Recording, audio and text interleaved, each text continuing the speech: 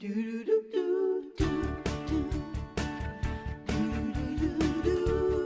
out of the trees, get down into here where we are knee-deep in grilling season, and we learned a lot about the science behind grilling, thanks to Dan.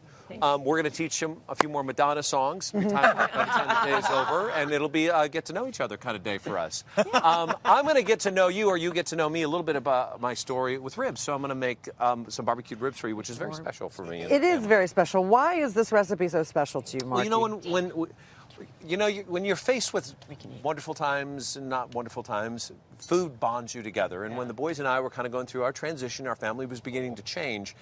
There were moments where I just wanted to scoop them up and go spend time with them. And I guess it's kind of what Dr. JJ was saying. It was just good old dad time. So we would go out, and I would want to take them and get the most man-like meal, which is eating with your hands, eating flesh off of bones, sort of thing. So we would go get ribs. And my boys started off eating the half a rib that we would get, and pretty soon they had a full rack. And we'd sit back and just have fun. So that was really the bonding moment, and forever stuck. So. And then you wanted to learn how to make it, though. Yeah. I remember when you were learning at home how to do it. I was learning how to make it.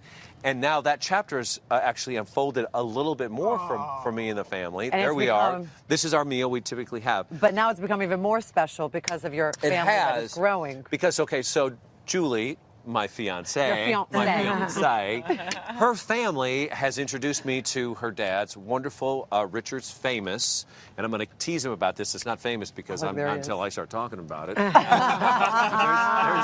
Richard, her dad, and Jeff, her brother, but Richard's Famous firecracker garlic salt, which I've incorporated into the menu, which I'm going to make. Do you guys like it? They are so delicious. Oh, wow. I think Ken likes it. There's nothing left. Yeah. So we're going to start off. How do we have the ribs. Notice we've got the oranges. What's with the oranges and the onions? And I have to tip my hat. If I had a hat on right now, I would tip it to Shanti because she taught me this little trick. Yeah. It's really to add moisture and the citrus flavor to the rack of ribs once you put it in the oven, because the moisture is going to rise through it. We're going to cover this with foil in just a minute, but we're going to mop it and we're going to rub it. Okay. We're going to cook it. Let's mop it, let's rub it, let's cook it, let's eat it. This is, I'm going to give you, this is a mop. Okay. All right. It actually is a mop. And look at that. That is really it is a mop. It's apple cider vinegar, it's a water, and a little firecracker garlic salt.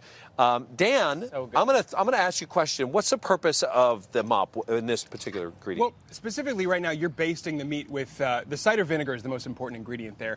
And cider vinegar actually unravels the meat protein. So it's going to help tenderize this meat before you even get it on the grill. Right. You know, as are the oranges here. Yeah. Because the acid and the citrus. And you don't need to leave this on like a long time. You don't need to let it sit there for an hour and do its thing. But Debbie's going to take an hour to do it. It's calming. It is I calming, like but I'll mop. Never take a mop out of a woman's hand who wants to mop. That's all I'm saying. You want to start on the rub. So go ahead. You have, and the recipe, by the way, all the ingredients will be on our website. But you start off with the brown sugar, and then this is Richard's Famous garlic. The famous firecracker garlic. A little bit of that. Oh, that is firecracker. And then you're going to go down the line. What do we got? Onion powder. There's some thyme. How much? 30 minutes. Well, we got about 7 minutes for this. Oregano. There's mustard. Celery seed. Okay. And cumin. All right. Perfect. Now you whisk that together. This becomes our rub. Oh boy. So don't whisk it too much. Get it into my beverage. Okay. Oh, I apologize. Take your time. Go, just drink. So when you do, don't be shy with the rub. I really get it on and get my hands dirty Okay. So now I'm going to rub it. Yeah. Yes. So I'll do this. Okay. Go ahead. Rub it. Get this all set. So. And by the way, it's fun too because I will do this with my kids too. They'll help cook. When we brought the menu, the dish home, at first I made so many mistakes. I would put it, because we're going to put foil over this and put it in the oven, 300 degrees for about 3 hours. You want to go low and slow. I made the mistake. First, I would put it in a pan, right? Okay. And then I thought, you know what? I want to clean up a pan. I just want to get aluminum. Put it in an aluminum pan, and I can just pitch it when it's done. Yeah. Totally changed it because the aluminum. Do you want to comment on that? Well, it's going to react with the acid that you've got there. So you really want to be careful when you're cooking in aluminum. If you've got a heavily acidic marinade, either that's tomatoes or vinegar or citrus and the onions here, you've got to be careful because there's a strong reaction between the metal, and it's going to impart a lot of metallic. Right. And it didn't work well. It didn't cook. It didn't break down the way it was supposed to. You want the wood and you want the charcoal. Metal flavor, not so much. I don't know. That's not a thing yet. Right. And Kim, you so far down with this, or you agree with everything Dan's saying? You know what I was just going to add? Could you use parchment paper? No. Why? Yes, you can. You put the parchment paper on the pan. You're right. Yes, Kim. but you could only put it on a parchment of it, not all of it. Okay. Thank you. All right, you want to do a swap I would out? normally cover this. This would go in the oven, 300 degrees, 3 hours. Out it comes. And okay? then- And this is what we would have.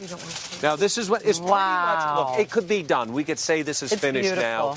I wouldn't be satisfied with it. My kids would be like, Dad, what's wrong? Look at how the So- onions but, have I really know. disintegrated in the oranges. But that all, remember, you have it covered so it steams through And this your is the meat, oven, okay? not grill, right? This is well, the first you oven. oven, then you grill it. We're not done yet. We just pulled it from the oven after Yeah. 3 hours. So here we go. Okay, you want to put the barbecue sauce? Start with the I love barbecue it. sauce. So why is Ketchup, this- maple syrup, garlic salt, onion powder, ground mustard, apple cider vinegar, and Worcestershire sauce. And why is this barbecue sauce so unique, Dan?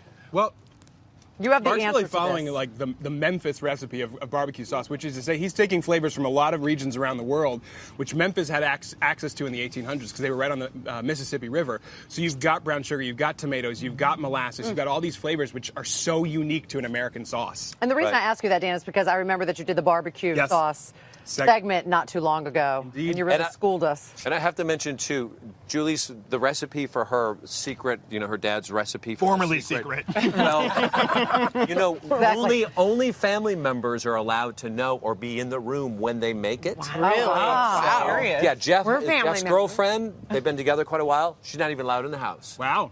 Well, do you even know really what's in it yet? I don't know yet what you're eating. After you say I do. All I know is it tastes good. But I hope that I will, marry into this great tradition. Now, here we go.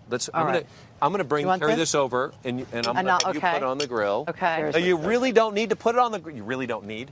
Oh. You really don't need. It doesn't have to go on the grill for a long Oh, time. boy. Okay. be able Hold to- on. Hold on. Okay. Let's get it. There we go. Put it on there. Just let it sizzle. There you go. Step back. This is the best part because this is when it smokes. Oh my gosh. You can smell. And you're really just wanting to brown this on both sides for a little bit. How long? And till it's done. Exactly. Till it's I like done. that answer. And the That's way you know it's best done answer. is when it comes off the grill without you pulling it. Yeah, There you go. and you really want to, like, what I like to Gonna do is get release the other itself. side on it. Okay. Really brown, because my boys like it this way, and I like it this way too, where there's a little bit of that char burn. Yeah, that's the me part too. that's good and chewy. This is great if you had guests because you could actually do it Yeah. ahead and then you Head pop it it up. on the grill. But this is not a first date thing. Oh, no. This is, Can you we have to mess be in comfortable cans with the and people you're cans? eating with, like we are with our family here Picking today. the stuff out of Yeah. it.